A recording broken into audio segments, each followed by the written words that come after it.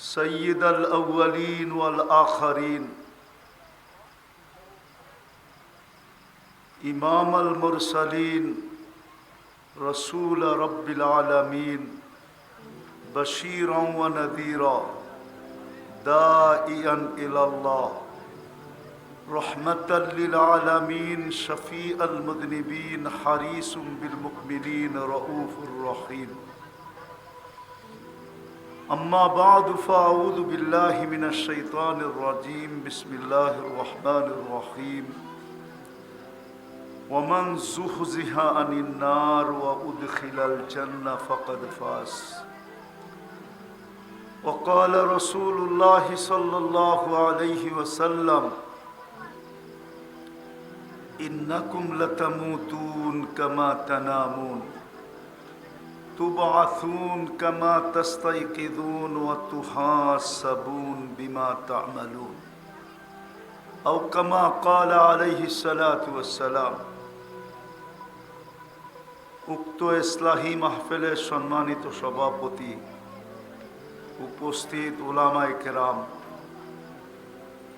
এই আবহাওয়ার ভিতরেও বিভিন্ন জায়গা থেকে আগন্ত মুসলমান ভাইয়েরা, বিশেষভাবে যুবকরা, যেই পর্যন্ত লাউড স্পিকারের আওয়াজ পৌঁছতেছে পর্দার অন্তরালে মা ও বোনেরা,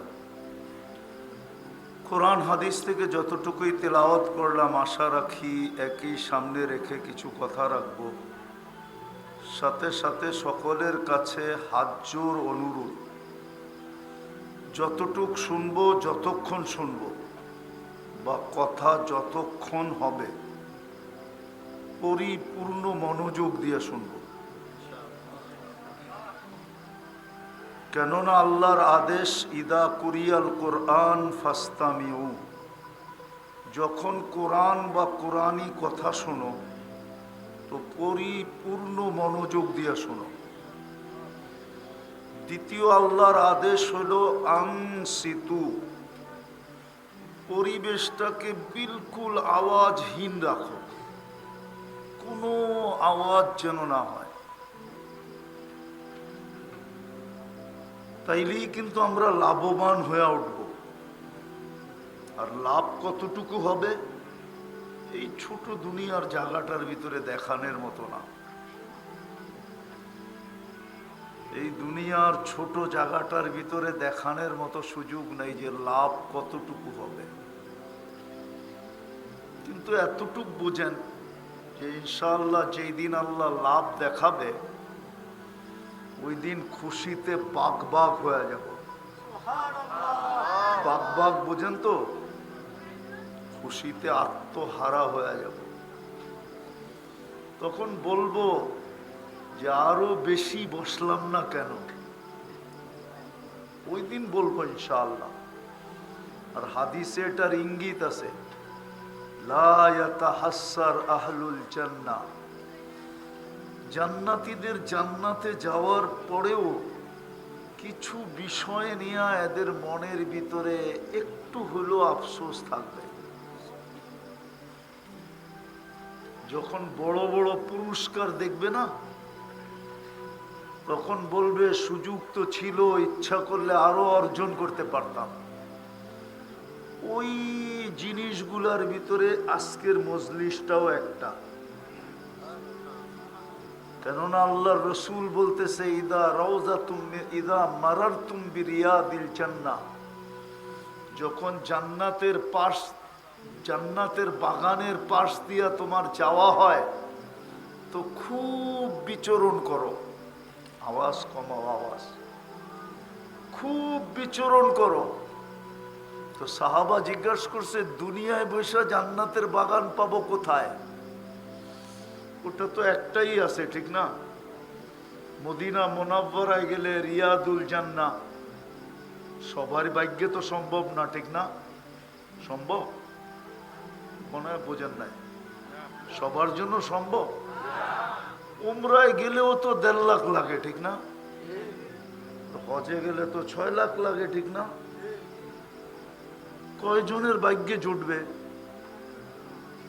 তো বাকি উম্মত তো আঙ্গুল উঠাবে হাজি করে দেখা, আর হাজি এসা সবার সামনে বড় গলা করবে কি যে আমি জান্নাতের বাগানে পা দিয়ে আসছি, ঠিক না? আর আমরা গরিবরা বয়ে বয়ে আফসোস করবো, ঠিক না? মদিনা কেন দূরে বানাইলেন আর আমাগরে কেন গরিব বানাইলেন? তা আল্লাহ বলে জান্নাতের বাগান তোর বাড়ির কাছে আইনা দিতেছি। এটা হইলো জান্নাতের বাগান। মনে হয় বুঝাইতে পারি না, না তাইলে সুবহানাল্লাহ এত আসতে হইতো না। খুশিতে আত্মহারা হয়ে যাওয়া উচিত ছিল।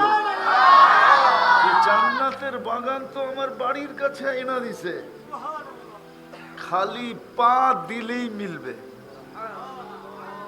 বিদায় সবার কাছে অনুরোধ, কিন্তু হ্যাঁ বাকিগুলা বললাম না, বাকিগুলা বললে এগুলা দিয়ে সময় শেষ হয়ে যাবে। বাকিগুলা বললাম না, বাকিগুলা যদি বলতে শুরু করি তো এটা দিয়ে গভীর রাত হয়ে যাবে। যে আল্লাহ এই নিঝুম পরিবেশ বানানোর দ্বারা আর পরিপূর্ণ মনোযোগ দিয়ে শোনার দ্বারা আল্লাহ কি দিবে। ইনশাআল্লাহ শোনার চেয়ে দেখা উত্তম, ঠিক না? কালকে যায়া চোখে দেখবো ইনশাআল্লাহ। কালকে বোঝেন তো, মরার পরে যায়া কি চোখে দেখবো ইনশাআল্লাহ আল্লাহ কি দিলেন, ঠিক না?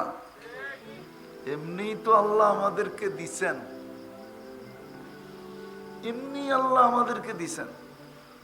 মনে হয় না মনোহরদীর উলামা মানবে কিনা, আর আপনি গো কেন্দ্রীয় মসজিদের খতিব সাহেব মানবে কিনা বইলা ফেলমু। সমস্ত উম্মতকে আল্লাহ যা দিছে সবগুলা যদি রাখা হয় এক জায়গায়, আর আমাদের একজনকে যা দিছে, আমাদের একজনেরটার সামনে সমগ্র উম্মতের পাওনা জিরুর মতো হবে, জিরুর মতো। সুবহানাল্লাহ বলছে, কিন্তু মনের ভিতরে একটা খটকা আছে। এটা কয় কি? ১৬ লক্ষ উম্মত, এদের পাওনা আর একজনের পাওনা ১৬ লক্ষটা মানে জিরুর মতো, ঠিক না? আমাদেরকে এক রাত্রে যা দিছেন, এক রাত্রে, এক রাত্র ৮৩ বৎসরের ইবাদত কোন উম্মতকে আল্লাহ দেন নাই। গোলক দিছে কিনা? এক রাত্রে কত বৎসর? কত? ৮৩ বৎসর। আমি এটা ভুল বললাম, এটা খায়ের বাদ দিয়ে তর্জমা করলাম, খায়ের বাদ দিয়ে। খায়েরকে যদি যোগ করি তাহলে আল্লাহ বলে ওয়ালি খায়রি লা নিহায়া, আমার খায়ের কোনো সীমা রেখা নাই, তোমাদের এই ৮৩ বৎসরেরও কোনো সীমা রেখা নাই। তাইলে আমার কথাটা ঠিক, একজনের এক রাত্রে কোনো সীমা রেখা নাই।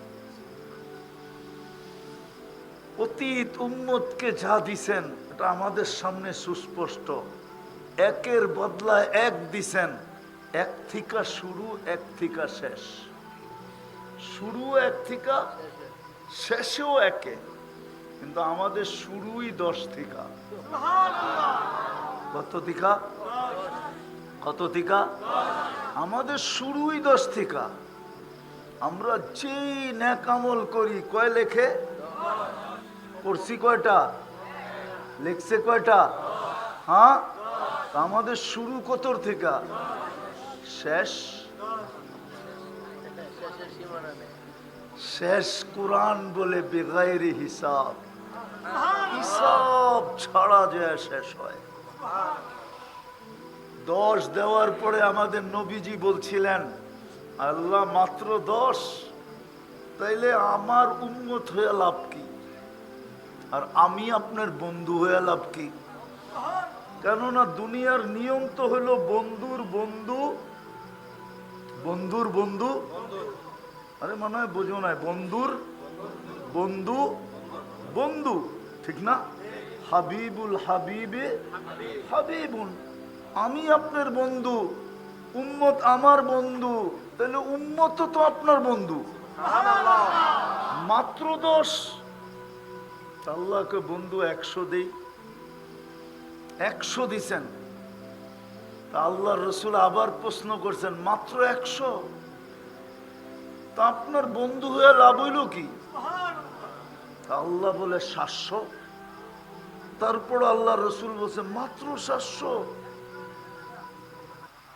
তাহলে বন্ধু হয়ে লাভ হইল কি? আল্লাহ বলে সংখ্যা বললে আপনি মাত্র বলতে থাকবেন, সংখ্যা উঠায়া দিতেছি বেগাইরি হিসাব। আপনাকে আমাকে, হায় হায় হায় হায় হায়, এই জন্যই তো আল্লাহ বলছে কুনতুম খায়রা উম্মাহ। আপনি জানেন না খায়রা কোন জিনিসকে বলা হয়? একটু আগেই বলছি আমি, আল খায়র ওয়ালি খায়রি লা নিহায়া, আমার খায়রের কোনো সীমা রাখা নাই। উম্মতে মুহাম্মদী তোমাদেরকে এত দিলাম, সমগ্র জগতের সমগ্র উম্মতের দেওয়া যদি তোমাদের সামনে করা হই, তাইলে তোমাদেরকে যা দিলাম ওটার তুলনায় ওদেরকে বিন্দুও দিই নাই, বিন্দু। আমি আরেকটা উদাহরণ দিয়ে বুঝাইতে চাই, আমার কথার দিকে যাইতেছি। আচ্ছা ওলামা বলুক, কিয়ামতের দিন জান্নাতি কাতার কয়টা হবে? 120টা। জান্নাতি কাতার কয়টা? 120 কাতার হবে জান্নাতীদের। কয়টা কাতার বোঝেন তো? লাইন, সফ। এর ভিতরে 80 কাতার হমু আমরা, আর 20 কাতার, 40 কাতার, 1.25 লক্ষ নবীদের। কত? এবার আপনার বিবেক দিয়ে একটা প্রশ্নের জবাব দেন তো, 40 কাতার পাবে কয়জনে? দুর্মিয়া 1.25 লক্ষ নবী, কয় কাতার? আর আমাদের নবীজি পাবে কয় কাতার? 80 কাতার। তাইলে 80 কাতার আমরা, ঠিক না? আর 40 কাতার, তাইলে একজনের বাগে পড়লো কি?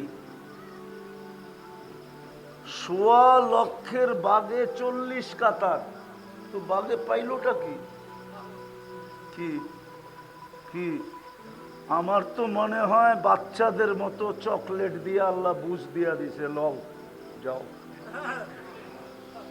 1.25 লক্ষকে দিছে কয় কাতার? আর আমাদেরকে একাই আমরা কয় কাতার? তাইলে আমি বলতে পারি আল্লাহ মনে হয় জান্নাত আমাদেরকেই দিতে চাইছিলেন, আর কাউকে দিতে চান নাই।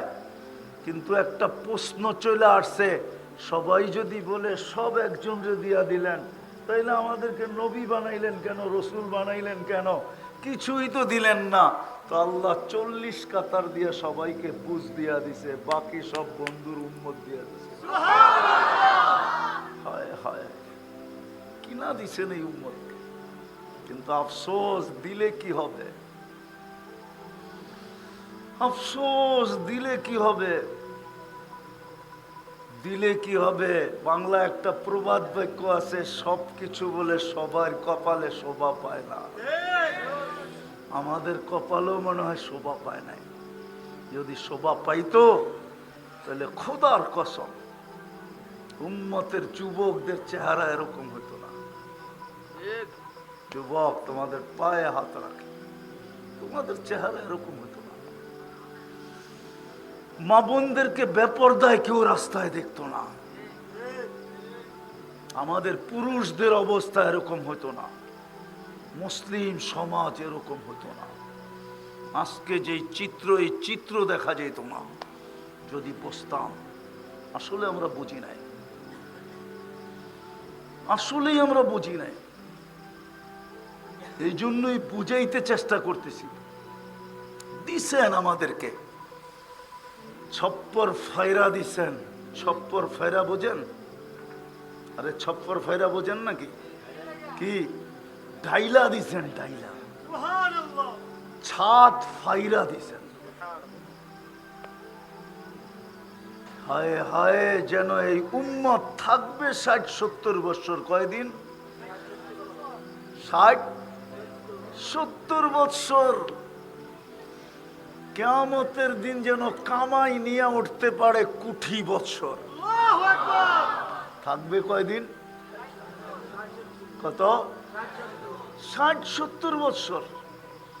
কামাই নিয়ে উঠতে পারে যেন কোটি বছর। এই উম্মতের আমল দেখা যেন সমস্ত উম্মতের মাথা নিচে হয়ে যায়।